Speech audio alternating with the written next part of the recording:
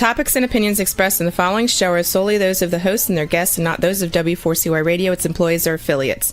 We make no recommendations or endorsements for radio show programs, services, or products mentioned on air or on our web. No liability, explicit or implied, shall be extended to W4CY Radio or its employees or affiliates. Any questions or comments should be directed to those show hosts. Thank you for choosing W4CY Radio. You're listening to the ASQ podcast for a transformational approach to life and leadership, blending soul wisdom with modern insight to create outer impact.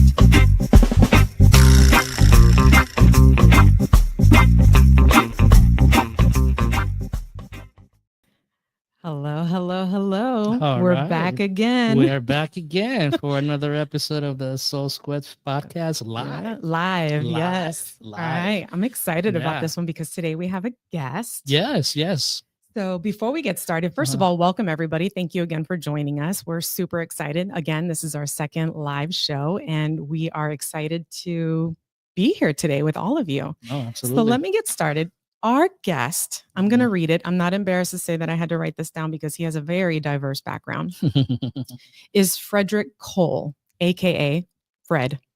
He's a seasoned business and operations leader with over 30 years of experience driving strategic planning, systems improvement, and client service. His career spans diverse industries from restructuring aviation training programs at Northrop Grumman in Saudi Arabia to co-founding a successful technology solutions firm in Miami. Now based in Las Vegas, Fred combines his entrepreneurial and leadership expertise with a passion for the outdoors. He's completed Southern Nevada's Elite 52 Peaks Challenge, volunteers with Friends of Red Rock, and leads hiking programs to help newcomers get started. When not on the trails, he's teaching part-time at Veterans Tech High School. Welcome, Fred, our very good friend, Fred. Hey, drinking coffee. Very good. Just caught you there. Just got you. Very good. Now we're good. How are you doing today? Yeah, doing good. It's a wonderful, beautiful morning. We had 2 days of clouds and rain, and we were out hiking yesterday, and everyone was nervous that we were going to get rained on. We ended up kind of walking through the bottom of a cloud that it was passing overhead, but it was great. Nice. Only got a few drops, but turned out to be good. Now it's back to the beautiful Vegas, clear blue skies every day, typical Vegas weather. Nice. Awesome. Mm-hmm. You know, I want to take this time to kind of like let you know how we structure our show, right? So the first part of the conversation, we're going to focus about your individual experience, some of the things that have helped you become the person that you are, and then the second part, we're going to talk about the practical aspect. How do you bring that into culture? How do you bring that into organizations? And how do we you who is a part of ASQ bring your expertise into everything that we do? So let's start with you. Let's start there. Tell us a little bit about your quest, your journey as an individual, and with such a diverse resume and background and experiences. Let's start there. Let's start conversating a little bit about that. Sure. I'll go back to probably, let's just say high school, right? Where I grew up in Los Angeles, came along in the 80s, came along during the Huxtable years. So the quest was always to be kind of some sort of professional, you know, and doctor, lawyer, businessman. Family was always promoting to kind of, you know, get out there, be extremely successful, own your own business. It was the big goal, you know, all those kind of things. So that always kind of stayed in the back of my head, and ultimately, I think, became a driving force. One of the things that I looked at was that how do I get to be successful, especially in business? And that really kind of had some time to marinate, and I had some time to think about while I was in the Army. I decided to join the Army. I needed money for college because I knew I wanted to go to college, but I wasn't quite ready right out of high school. So the Army gave me time to just think. It also helped in areas of pushing myself farther than I could ever imagine, and doing things that I never thought I would. Yeah. You know, jumping out of helicopters and all those kind of things. which leads to kind of some of the things that I do in hiking. But there were times where you had to really go through some difficult situations. Being outside in the cold and the rain, day after day after day after day, it toughens you up. Yeah. It's an incredible experience. May not be for everybody, but I don't knock it. I think it is something that our youth and things should kind of consider. Things like the Boy Scouts and the Girl Scouts, they give us confidence levels to go and to pursue these things. So after I got out of the military, I went to New York, went to college, and that's where things just kind of kicked into high gear. Yeah. I just was on this quest to consume knowledge at that point. And I wanted to get a degree. I was actually thinking about going to law school pretty heavy. I wanted to get into politics. Those were some of my ideas. But while I was also going to college, I was also researching and reading business management books, the Jack Welch story, and CEOs of different companies. I was reading this in addition to reading my other schoolwork and course books. I was a little bit older than most of the regular run-of-the-mill undergraduate students. I'm 24, 25 coming out of the military, so a little bit more mature. I kind of had my focus together in where I wanted to go. So got out and did it. I was in New York City and working in the big companies and walking around with a suit and tie on. A briefcase? Yeah, it was, today we do these things where we do a visionary wall, right? And we put up things that we want to become. But I think I was doing that just in my head.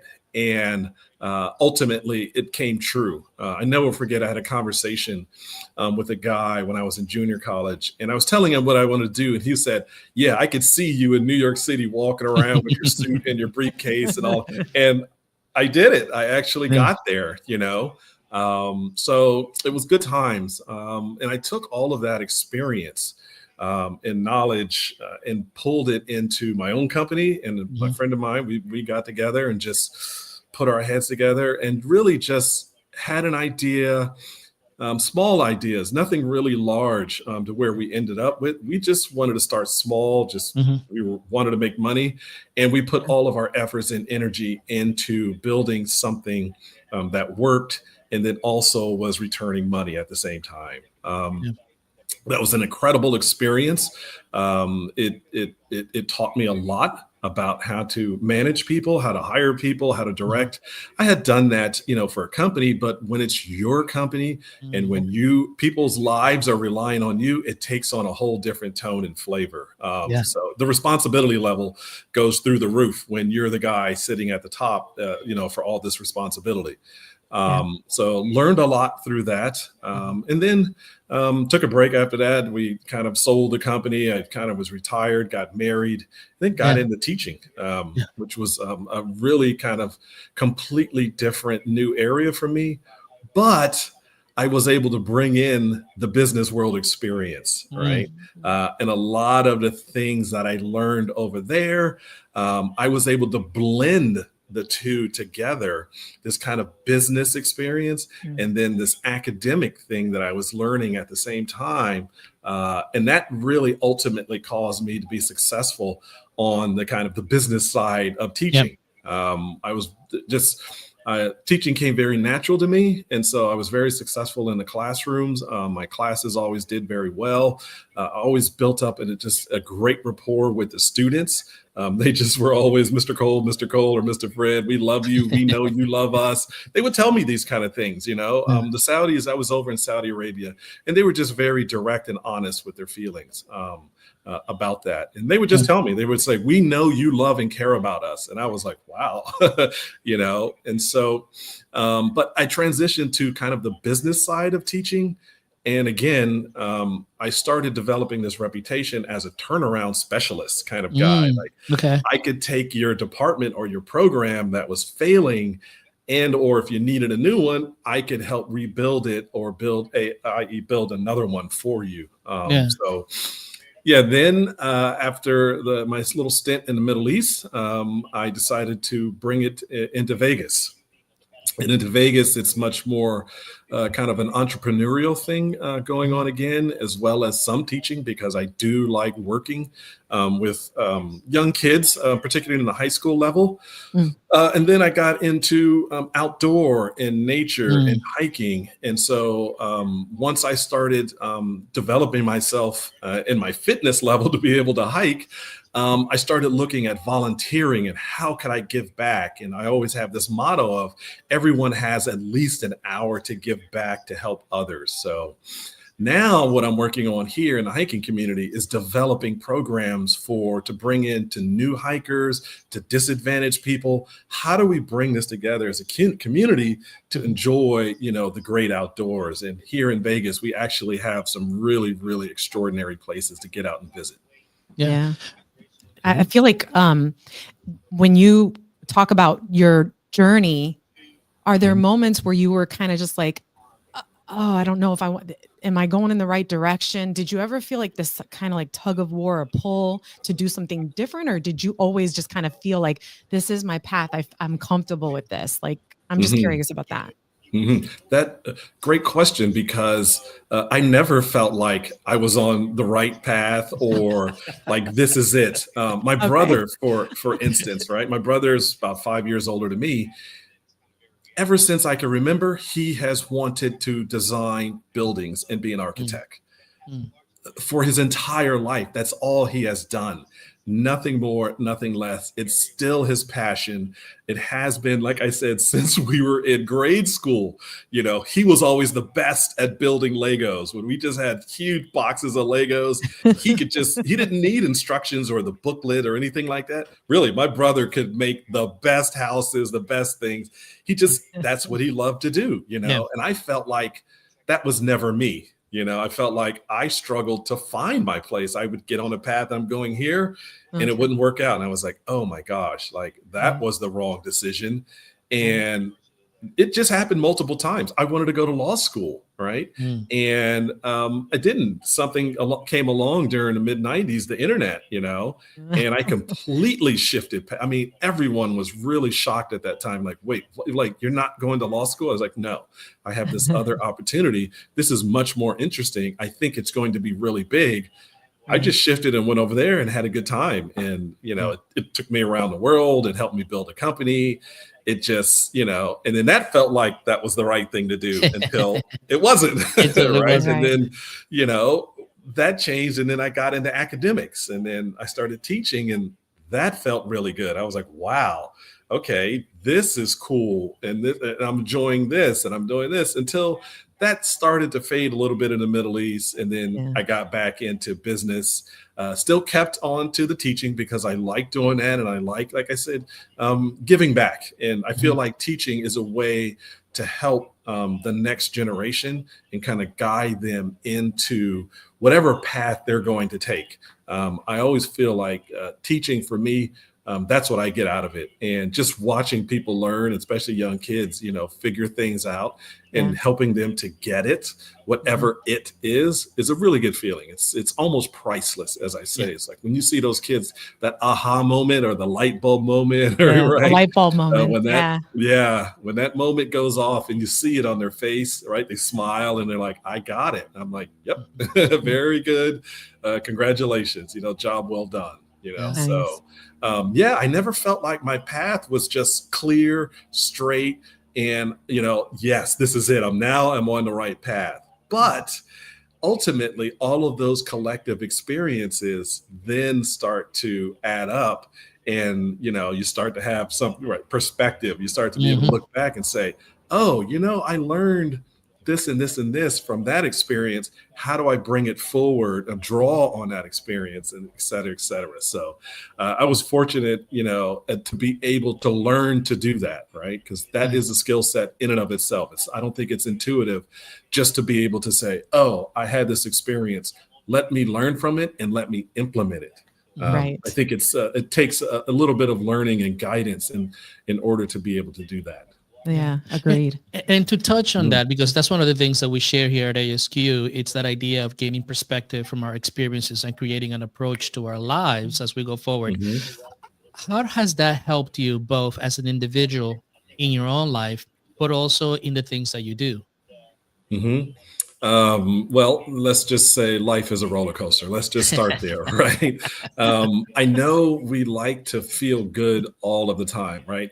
It feels good to wake up and not be in pain, or not to be sad, and to have certain things around us that make our lives comfortable, right? For some people, it's having a bed, or having a table, or having a family, whatever it is that makes us feel complete or whole in our lives. Waking up and experiencing those things is a good thing, right?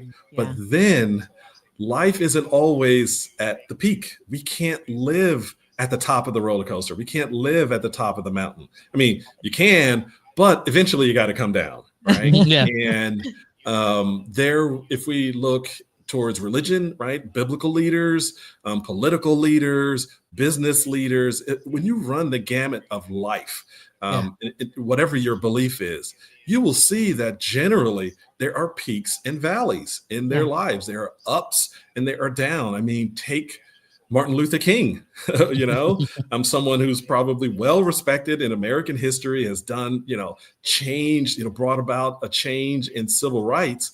He had some low points, right? He had some points where he was down there in jail, writing letters and questioning his faith and all of these kind of things. So I think we have to understand that, hey, life, number one, isn't fair. Right? Whoever gave us that notion that life is fair, we need to go back and talk to that person and say, hey, I thought you said it was fair. But in actuality, I don't think anyone can point out someone who said, you know what? He told me that life is always going to be fair and equal, and I'm always going to get what I want. It really isn't there. So raising kids, I think you need to be pragmatic about that and say, hey, this is part of life. These are the ups and downs and the struggles and the hard parts of going to life. When you're a kid, that struggle can be getting out of bed and going to school, right? Yeah. That can be very, very hard and challenging for a kid for whatever reasons that they have that they don't want to get in the classroom. Could be learning disabilities, could be a bully in the classroom, could be they don't like the teacher doesn't like them. It's still a struggle, right? And it's still hard for them. I would say equally as hard as just like someone who is struggling financially or emotional problems or trying to find a job or whatever it is. That struggle is very, very real. And I think it's equally as painful across the board, where we shouldn't be able to just say, oh, that doesn't mean anything. You should be able to just go do it, So yeah, those experiences, those lows teach me and have taught me to become grounded, to become humble, to be, I think it's where you become, for me, and there have been plenty of lows where I become extremely self-reflective, where I'm really questioning what I'm doing. Am I on the path? How do I find a path? How do I find a good group of people to help me get on the right path? All of those kind of things, So those experiences, the highs and the lows, shaped who I am. And those are the kind of things I think we need to look at as far as personal, physical and spiritual growth, right? The big three. Right. Yeah, no, absolutely. Absolutely. So what we're going to do right now is we're going to take a brief commercial break, and then we're going to get with Fred to talk about how those individual experiences impact others and impacts culture. So we'll be right back. Okay. You're listening to the ASQ podcast, a transformational approach to life and leadership. Too many of us chase clarity but feel scattered. What if your challenge isn't failure, but the threshold before expansion? Each month, we gather live for a transformational webinar where contraction becomes coherence. Register today and receive your Soul GPS journal. Begin your journey within. Scan the QR code or visit asqempowerment.com. At ASQ, we need one platform to do it all: funnels, emails, forms, and automations. That's why we run our entire ecosystem on Go High Level. It is the tool that saves us time and builds real connections with our audience. We believe in it, we use it, and we recommend it. Start your free trial through our affiliate link today. We don't just find podcast guests, we find aligned voices. That's why ASQ uses Podmatch to connect with leaders and creators worldwide. It's how we've built relationships that shape life and culture. If you want meaningful conversations, join through our affiliate link today or scan the QR code. Find your match on Podmatch. Leaders are burning out. Teams are disengaged. Cultures are fragmenting. ASQ Empowerment transforms leadership and culture from the inside out. Our Coherence Quest bridges ancient wisdom with modern neuroscience, helping organizations align, adapt, and thrive. Start with an organizational snapshot assessment. So, visit now at asqempowerment.com and schedule your briefing today. ASQ Empowerment. Lead your life. Shape your culture. Begin within. Welcome back. You're listening to the ASQ podcast with Dr. Jesse and Omar Ferreira, a transformational approach to life and leadership. All right. We're back with Fred Cole. Hi, Fred. All right. So we've talked about your personal. Now we want to talk about leadership and culture. What Omar, you mentioned that earlier, right? Yeah, this is good stuff. Yeah, we want to hear all about it. Yeah, so one of the things that we believe in, the social ecological change model focuses on the individuals making impact on their surroundings, their families, their communities, their work environments. So tell us about your personal philosophy, so to speak, about how you as an individual in your growth, in your experiences that you have developed, what is your approach to impacting culture? And then we're going to get into the work that you're going to do with us here at ASQ. Okay, very good. I've been thinking about this question over the weekend. And I was talking to a friend of mine about leadership, right? And I remember hearing in an interview probably once years ago, and it was talking about who and what and how does someone become a great leader? Like, what's the difference between the presidency and someone like Julio Cesar Chavez, right? Or a Martin Luther King or a Mother Teresa or all of these people, right? And what he was talking about was the difference is the American presidency generally is almost an ego contest. It's me, I'm the best, I'm number one, I'm the best person for the job, right? Pick me, pick me, pick me. Whereas leaders of movements are born because they are supporting a cause, right? And they're passionate about that cause. And then therefore, their passion ultimately causes them to rise to the top. And I never will forget that piece. And that just kind of stuck with me for years. And it still does. That's an interesting perspective, actually. Right. It's very different, right? Perspective is something that I know that we probably will get into a little bit later, but talking about philosophy and developing a philosophy, well, where does that come from? And I believe that it comes from collective knowledge. Okay. I know that is how I still develop mine, but at my core philosophy, especially when it comes to business, it's one that I got from Stephen Covey, and that is one of support. Okay. And he gives this diagram. He says, well, when you look at a organizational chart, and usually it's done in the shape of a pyramid with the most important person at the top, whether it's the CEO or the president or the chairman of the board, managing directors and, VPs or so, all the way down to the employees. And then below the employee are the customers. Actually, the customers are the most important person because they're the ones who are bringing you the business, providing the money, which provides the salary and all of these kind of things. So he said right then and there, our perspective is skewed because we're looking at it from a top down, like one person is the most important person in an organization, where actually it's the customer. He goes, and you flip that, upside down to an inverted pyramid. Well, who's the most important person now? The customer or student or someone who is coming, to engage in consulting, right? That is your important piece or important person. Now, how does the system of support look? Okay. the teacher supports the student, Mhm. the manager supports the teacher, the vice president supports the manager, and now the CEO has to support the vice president, right? Right. So that's my core philosophy, Yeah. is one of support. So if you don't mind me asking you this, right? Because it's one of the things that we discuss in our trainings when it comes to leadership, right? Mhm. Which is the desire gateway. So the desire gateway states primarily that we are driven, particularly when you get to that position of ego-driven power, we Mhm. forget those customers, we forget who we service, we forget those things. How Mhm. does a person become aware of what's truly driving them so that their Mhm. focus, instead of going back just to themselves as leaders, goes Mhm. and develops into that expansive impact that impacts the people that we serve, the Mhm. customers, the children, the nonprofits, and whoever they're serving? How does a Mm. person become aware of those things, those blind spots, those biases, so that they could serve from the standpoint of the Chavezes and the Martin Luther Kings and that in that aspect? Mhm. I think you have to develop empathy.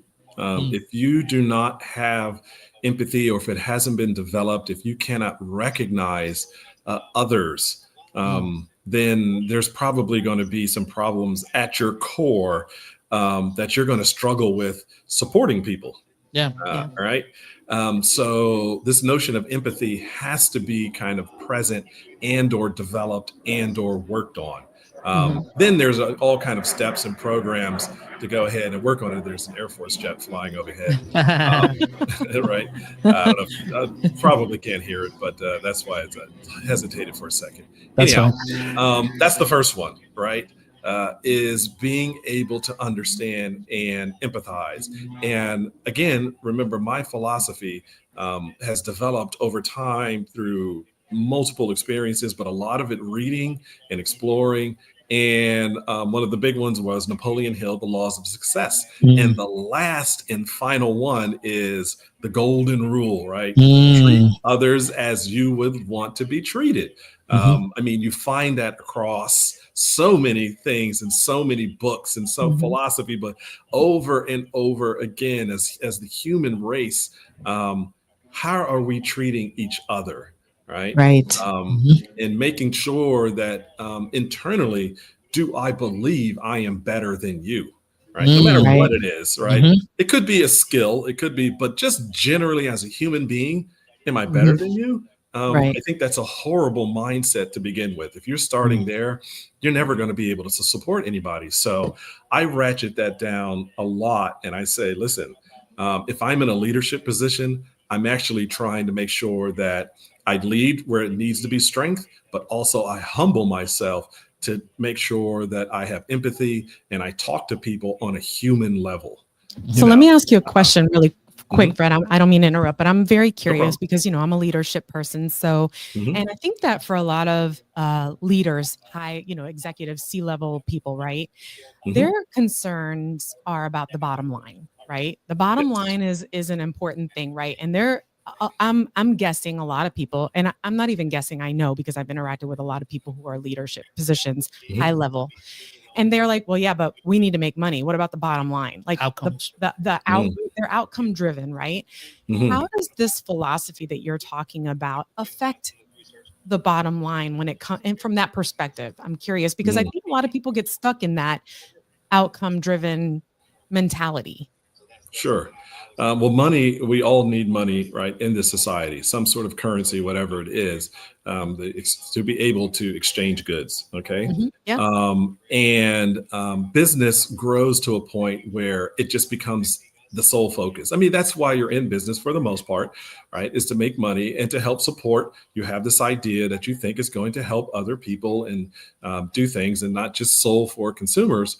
Then yes, if it fills a need out there, then how do you get out there and you support and drive that business? It may be good for a while, but what happens is that you run out of an available market. And when that happens, I always say that's where the question of ethics comes in. Mm, Then you're like, okay, are we going to go into this market where we said we weren't going to go into, or are we mm, going to go in and abuse and do things that are questionable? right? Right. And I can give you a quick example. When I was working for a software company in New York City, and it was access and control and licensing software, right? One of the very early companies to do this in the late 90s.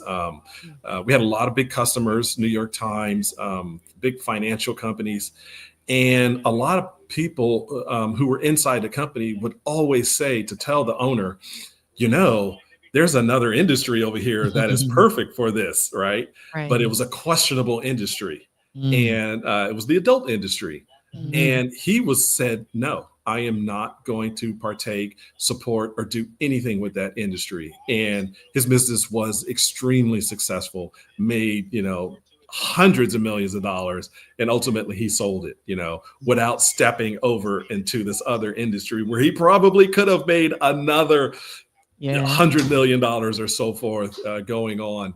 Right. He just didn't do it, right? He stayed focused on where he was at and made sure that he supported and drove the business right within the industry, which was pretty large where he was at. So, and he wasn't in this drive to make more and more and more and more money. He was driven to have a successful business and make sure that, this is what I want to do, and this is where I need to make sure it works. Yeah. Gotcha. So as we begin to kind of like wrap everything up, right? Why is it important in this day and time, in the circumstances that we find ourselves in our society? Number one, why is it so important to develop those skills, those places to improve as an individual?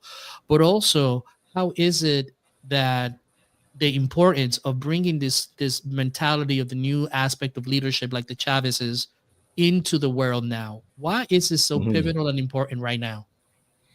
I think if we look at it, we can probably say that greed is at an all-time high. And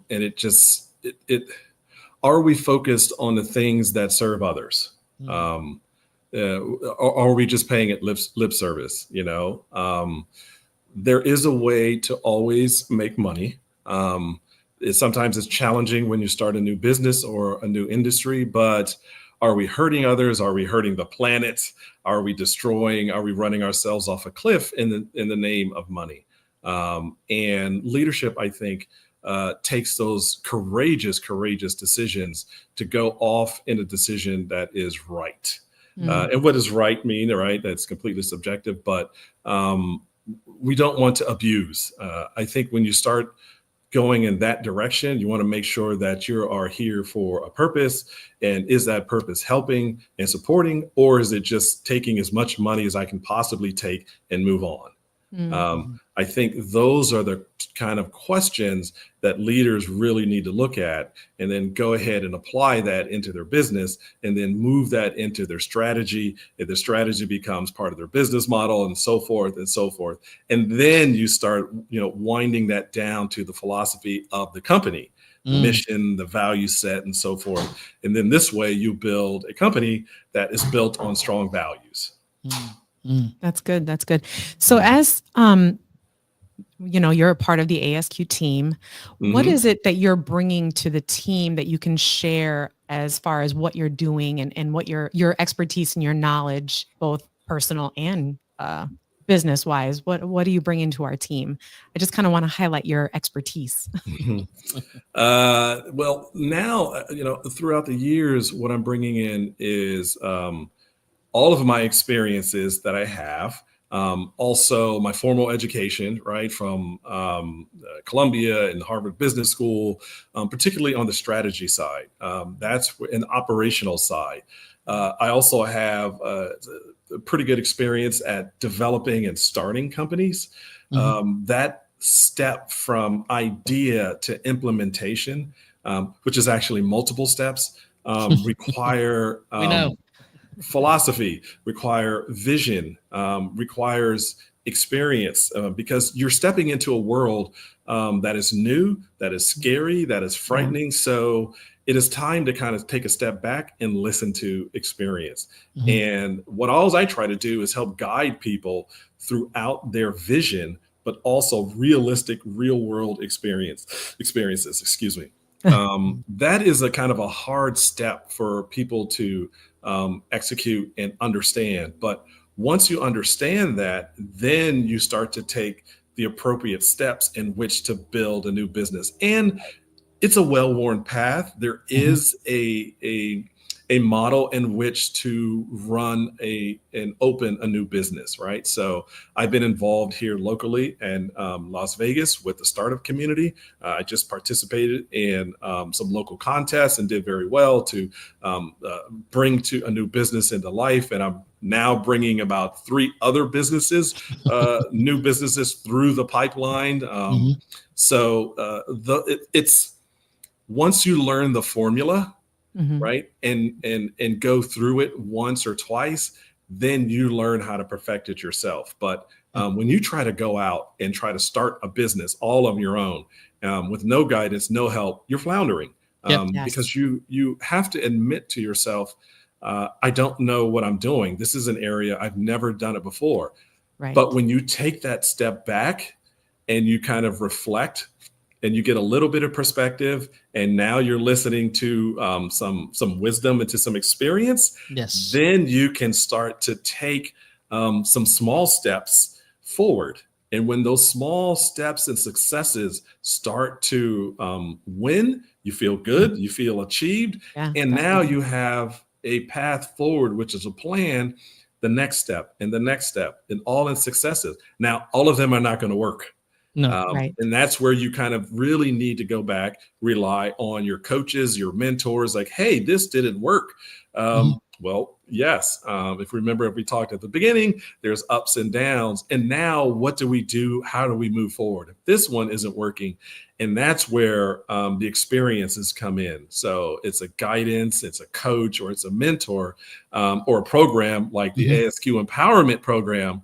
This will help walk you through particularly those challenging moments where you're confused or you're lost or you don't know where to go next. Like, what is that next step I need to take?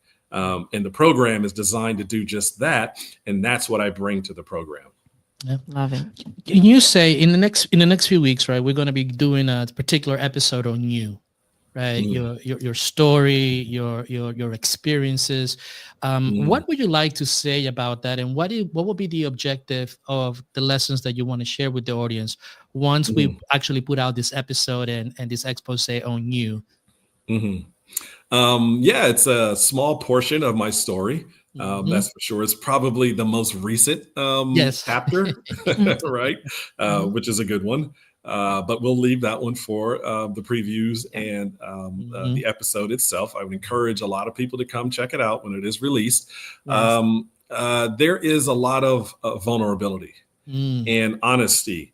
Those two seem to kind of be missing in our society. We sort of brush over it and gloss over it. So ironically, through the hiking community, which is one of my projects that I'm developing, is intentional hiking and opening up honesty about feelings and fitness. And really what we discover when we do this as a group and we're open and we're honest and we're trying not to be, we're empathetic and we're trying not to judge, because we're going to judge. But if we have an understanding, then we start to say, boy, there are other people who are going through the exact same thing that I'm going through. They're struggling just like me. And how do I do that? So these are the kind of things that I hope that people will learn in the podcast, that I'm very, very open and candid about some of my recent struggles in the last 5 years that I wasn't candid about when I was going through it, right? Yes. I was just sort of glossing over, no, everything's fine, everything's okay.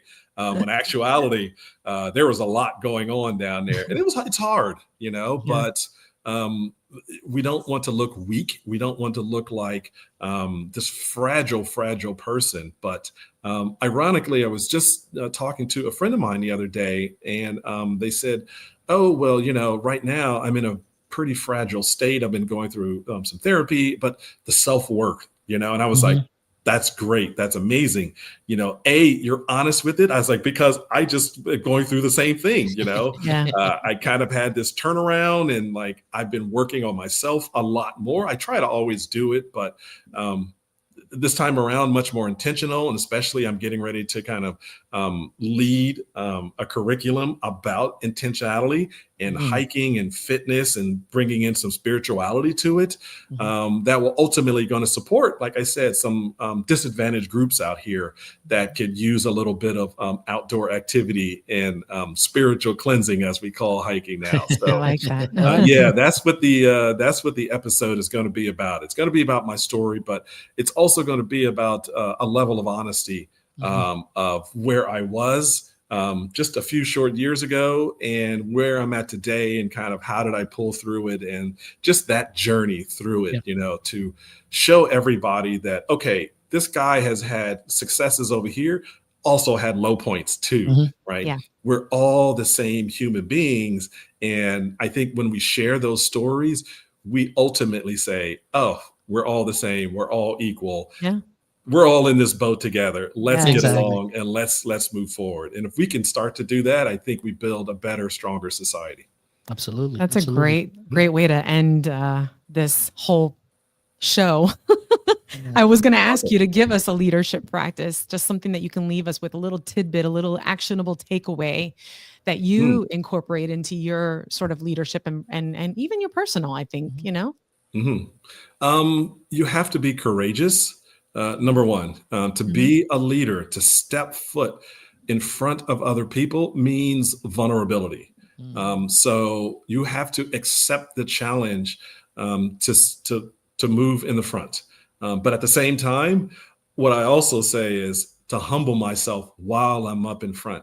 And there's a friend of mine that he gave me a very good quote. He said, my mouth is closest to my ears. I was like, wow, that's so strong, right? Yeah. So I have to listen to what I say first before anybody else.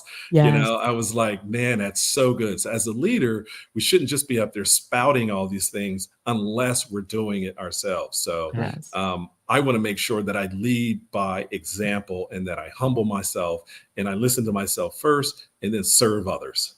Nice. Absolutely. Well, Fred, thank you so much for being with us. If anybody wants to get to know Fred, first, you want to watch this upcoming podcast episode. It's amazing. And it is definitely highlighting a lot of deep moments. But also you can go to asqempowerment.com and learn more about what he has to offer and bring to the table. That's right. We've already talked about. So yes, thank you so much for being with us today. Yeah, absolutely, Fred. And thank you so much for being a mentor. Thank you so much for teaching me all these business practices. For helping us with our business. For helping us with our business. Pleasure. Thank you so much for being part of the family. And I'm part of ASQ. Yes. All right. That's it. We grow our community. Let's do it. Absolutely. Absolutely. All right, everybody. We'll be right back after these brief commercials. You're listening to the ASQ podcast, a transformational approach to life and leadership. Coming this December, A Soul's Quest, a transformational approach to life and leadership. A book that bridges science, wisdom, and lived experience so you can lead with coherence. Don't miss the launch. Join the waiting list today, scan the QR code, or visit asqempowerment.com. At ASQ, we believe every creative deserves a safe space to share. That's why we use and proudly recommend Gnostic TV. It's where your content won't be silenced and your vision can flourish. Sign up through our affiliate link and be part of this Freedom Center platform. Create boldly on Gnostic TV. Every voice deserves clarity. At ASQ, we record all our podcasts and live webinars on Riverside FM. It's the tool that gives us studio quality sound and video anywhere. We trust it and we recommend it. If you're ready to share your message, sign up through our affiliate link below or scan the QR code. Start creating with Riverside today. Across boardrooms, nonprofits, and communities, too many leaders are quietly burning out. They know what's not working, but not how to turn inertia into momentum. That's where I come in. I help leaders, fathers, and organizations move from quiet crisis into coherence, so cultures can thrive from the inside out. Book me today at asqempowerment.com and bring coherence to your next event. Welcome back. You're listening to the ASQ podcast with Dr. Jesse and Omar Ferreira, a transformational approach to life and leadership. All right. So I kind of want to wrap up. I have a couple of things. That was a great that was great interaction, great Yeah. conversation. No, with it Fred. was. I Fred mean- is a really good friend of ours. He's been our friend since we got together, Yeah, literally. yeah. So The it's for 24 plus, years. yeah. But there are a couple of things that I wanted to highlight because I Mhm. know that we only have a few minutes left that I thought were really important and are Mhm. really meaningful to me as an individual who's passionate about leadership, Mhm. right? And in the way that we need to evolve as leaders and be authentic leaders, right? And so I had to write them down because there were so Okay. many. Yeah. So there's a couple of them, and I talk about this in a lot of the trainings that I do, and when I'm guiding people and talking with people, this is one of the biggest things that I talk about is being humble and the aspect of vulnerability. Mhm. Vulnerability, I think a lot of people are super afraid of being vulnerable Mhm. because it also requires then a level of courageousness and humbling yourself and honesty Yep. and reflection. And Yep. these are all the words that I wrote down that Fred mentioned, because it isn't just a matter of doing one small thing and you're done. Mhm. You're good. You're good to go. This is a constant process. It's just like our PEP framework. It's something that continues Evolution. and you keep evolving as you go through these things. Yeah. But those are the most primary things that stood out for me that I really have a deep respect for Fred for, and anybody who's open to those sort of traits. Yep. And stepping out into doing something that's kind of different, not Yeah. normal, not with the norm. Yeah. And the thing is that these are things that, you look at a religion, like Christianity, Islam, Judaism, and all this stuff. These are all principles, the agape principles, Mhm. right? Mhm. That requires that work from within to be vulnerable, to allow other people to love the neighbor as you would thyself. And even Yes. more than that, I think that's a higher definition of loving thy neighbor, which is loving others as they would like to be loved, right? So it's an understanding of allowing ourselves to be who we are, Right. with the understanding that by doing so, we're not taking away from anybody, right? That we are actually just tapping into the potential of other people, particularly as leaders in our families, leaders for our lives, Mhm. leaders in our communities, which we all have the capability of doing so. Right. But that requires the courage, like Fred mentioned. Right. It requires the temporarily feeling uncomfortable Right. for the long-term benefit of that will come for yourself and for everything around you. Right. Because ultimately, and this is one of the things that we talked about, is that our lives manifest in the here and now. And as part of the here and now, we find our point of expressions there. And by us being us, we don't have to take away from others, and we don't have to put other people down, and we don't have to do that and still accomplish all the things that we want. Right. Mhm. I love it. I think that this was really it was good insight, and it really Mhm. does kind of set me back into a place of having gratitude Yeah. for the experiences and for the position that we're in to be able to help other people and Mhm. guide people and give them the tools and the resources. Yeah. So, And one of the beautiful things is that we all are mirrors of one another, Yes. right? So we learn from one another. And the beautiful thing about gaining perspective from experiences and having a philosophy how to approach life is that it's not an arrival. It's something that is constantly evolving. And what we're required as individuals is to evolve, not to be stuck in the same old things and the Right. things of the past. So thank you, Fred, for sharing so impactful wisdom. yes. You Thank know. you for sharing your soul's quest. Absolutely. So, all right, well, everybody. Well, thank you so much for tuning in today, and we want to encourage all of you, to subscribe, Yes. share, join the movement, join the ASQ movement, share with your friends and families, and stay in touch about all the wonderful things that we have going on. So, from me, Omar, And Jesse. thank you so much for tuning in today. Have a pleasant afternoon, and remember, lead and live boldly. Have a good one. Bye, everybody. Thank you for listening to the ASQ podcast. Remember to lead your life, shape your culture, begin within. Visit us at asqempowerment.com and join the movement.